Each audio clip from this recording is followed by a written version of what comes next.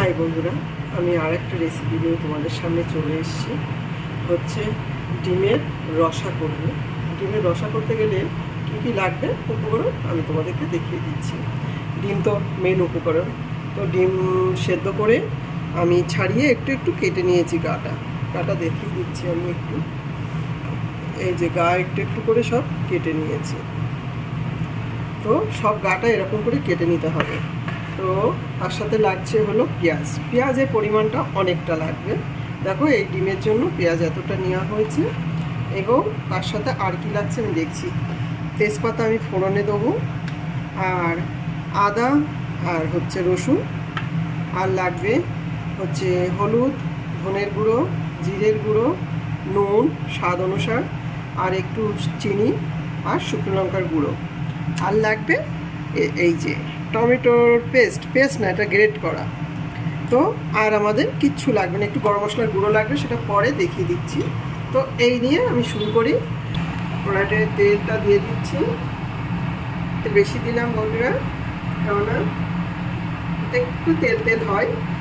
তোমরা না চাইলে কম দিতে পারো, কিন্তু খেতে খুব সুন্দর টেস্ট হয়। এটা মাখা মাখা হবে, আর পেঁয়াজের জলেই আর মশলার রসেই তোমার রান্নাটা কমপ্লিট হবে। এতে এক্সট্রা জল পড়বে না।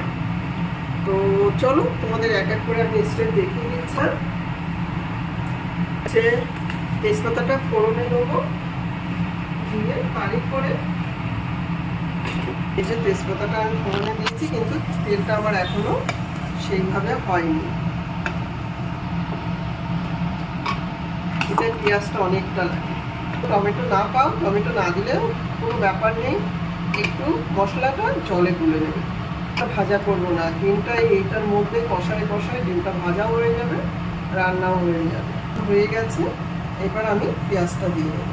দেখো, অলরেডি ছোটা শুরু করেছে। আমি এবার পেঁয়াজটা দিয়ে দেবো।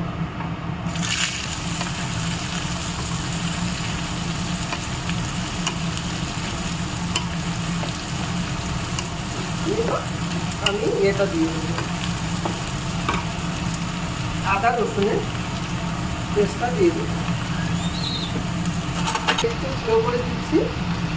এই যে আদা রসুনের পেস্ট, আমি রসুনটা কিন্তু ভাতটা অনেক বেশি দিয়েছি। এই যে ভাতটা অতটা কিন্তু বেশি না। এবার এটা নাড়াচাড়া করে দেবো, আর এতে আমি নুনটাও দিয়ে দেবো। তাহলে কী হবে, তাড়াতাড়ি সফট হয়ে যাবে, কালারটা ভালো আসবে। তাহলে আমি এগুলো পরে দেবো। আর এখন আমি কিছুই দেবো না, ঢেকে দেবো। এর সাথে এগুলো সব মিক্স করে নিয়ে আমি ঢেকে দেবো। সেটা হয়ে গেছে, আমি এইবার ঢেকে দিচ্ছি।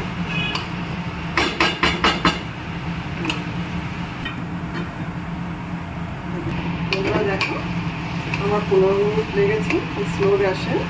দেখো কতটা কম হয়ে এসেছে। আমি আর 2-3 মিনিট মতন এটা ফ্রাই করবো, আর ঢেকে দেবো না। তারপরে মশলাটা দেবো। ভাবলাম তোমাদের সামনে আর একবার দেখিয়ে দিই। ওই যে এটা স্লো গ্যাসে হবে। 2-3 মিনিট পরে আমি ফিরে আসছি। দেখো, বাদবাকি মশলাটা আমি সব দিয়ে দিচ্ছি। দিয়ে জাস্ট আমি একটু নাড়াচাড়া করে দেবো।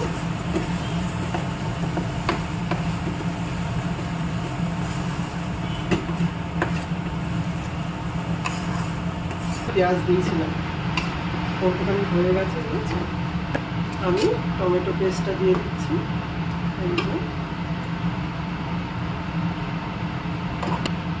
একদম রান্নাটা স্লো গ্যাসে হবে। আমি এবার সেই গরম মশলার গুঁড়োটা দিয়ে দেবো। মশলাটা বানিয়ে রাখি। এই যে গরম মশলার গুঁড়োটা আমি দিয়ে দিচ্ছি।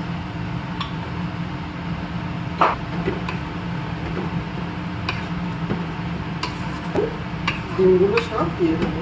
এই মশলাও কষানো হবে, ডিমও কষানো হবে সেই সাথে। এই যে ডিম দিয়ে দিচ্ছি, ডিমের মধ্যে জল আছে।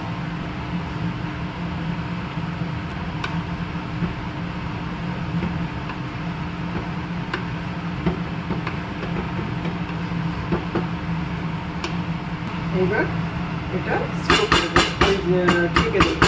এটা পুরো রান্নাটা স্লোই হবে, তো আমি ঢেকে দিচ্ছি। বন্ধুরা দেখো, আমি 5 মিনিট পরে ফিরে এসেছি। রান্নাটা খুব ইজি এবং ধৈর্য। শুধু টমেটোয় আর পেঁয়াজের মশলাটা হবে, এতে জল টল কিছু করবে না।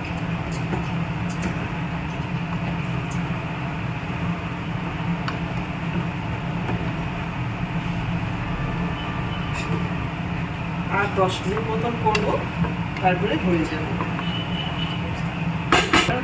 স্লো গ্যাসে বসিয়ে দিচ্ছি। হাই